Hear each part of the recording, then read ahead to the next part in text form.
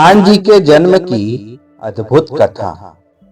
जिस क्षण संसार संकट में डूबा था, उसी क्षण प्रकट हुए संकट मोचन। पर क्या आप जानते हैं कि बाल ब्रह्मचारी महाशक्तिशाली हनुमान जी का जन्म कैसे हुआ?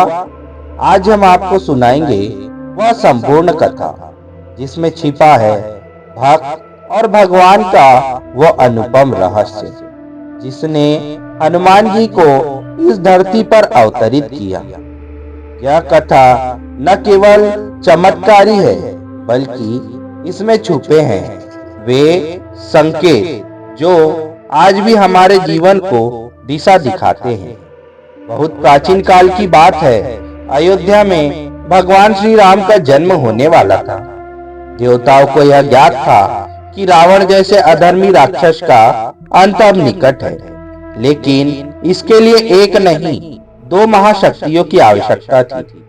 श्री राम विष्णु के अंश से अवतरित होने वाले थे और उनके सबसे बड़े भक्त, उनके सहयोगी, उनके दूत और योद्धा के रूप में एक और दिव्य आत्मा का जन्म जरूरी था। अब बात आती है हनुमान जी के जन्म की। उनका जन्म एक विशेष उद्देश्य से हुआ था। कहा जाता है कि देवताओं ने ब्रह्मा जी से विनती की कि वे कोई ऐसा महाशक्तिशाली योद्धा इस पृथ्वी पर भेजे जो श्री राम की सहायता कर सके। ब्रह्मा जी ने यह कार्य वायुदेव को सौंपा।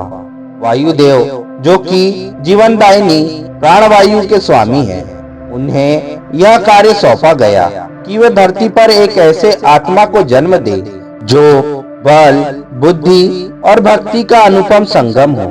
उधर सुमेरु पर्वत की तलहटी में एक स्थान था, किष्किंधा। वहीं रहते थे केसरी नामक एक वानर राजा, जो अत्यंत पराक्रमी और धर्मात्मा थे। उनकी पत्नी थी अंजना, जो स्वर्गलोक की एक अप्सरा थी। अंजना ने एक बार ब्रह्मा जी को प्रसन्न कर उनसे यह वर पाया था कि वे एक दिव्य संतान को जन्म देगी जो महान कार्यों को पूर्ण करेगी। एक दिन माता अंजना तपस्या कर रही थी। उसी समय अयोध्या में राजा दशरथ ने पुत्र प्राप्ति हेतु यज्ञ कराया और यज्ञ का प्रसाद पायस उनकी तीनों रानियों को दिया गया। कहा जाता है कि उसी समय गरुड़ वह पायस का एक अंश लेकर उड़ चला और संयोगवश वह पायस एक पत्ते पर गिर गया, जिसे वायुदेव ने अंजना के समीप पहुंचा दिया। जैसे ही अंजना ने उस प्रसाद को ग्रहण किया, उसी क्षण वायुदेव की शक्ति से उनके गर्भ में एक दिव्य आत्मा का प्रवेश हुआ। यह आत्मा थी महाबली हनुमान की। कुछ महीनों बाद चैत्र मास की पूर्णिमा को मंगलवार के दिन सूर्योदय के समय अंजना माता ने एक तेजस्वी पुत्र को जन्म दिया। जन्म लेते ही वह बालक सूर्य को फल समझकर आकाश की ओर उड़ चला। तभी राहु, जो सूर्य ग्रहण लाने आता था, उसे देखकर डर गया और इंद्रदेव से शिकायत की। इंद्र ने गदा फेंकी, जो बालक के मुख पर लगी और वह गिर पड़ा। यह देखकर वायुदेव अत्यंत क्रोधित हुए और सारा संसार बिना वायु के तड़पने लगा। सभी देवता भयभीत हो उठे और ब्रह्मा जी ने स्वयं आकर वायुदेव को शांत किया।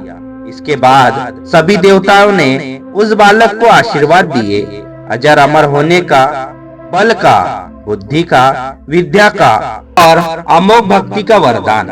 उसी दिन से वह बालक हनुमान कहलाया। हनु यानी ठोडी, जो इंद्र के प्रहार से घायल हुई थी, और मान यानी सम्मान। बाल्यकाल में उनकी लीलाएं अद्भुत थी। कभी ऋषियों के यज्ञ में बाधा डालते तो कभी आकाश में उड़ते। उनके बाल स्वरूप की चंचलता से ऋषियों ने उन्हें शाप भी दिया कि वे अपनी शक्तियों को भूल जाएंगे जब तक कोई उन्हें याद नहीं दिलाए।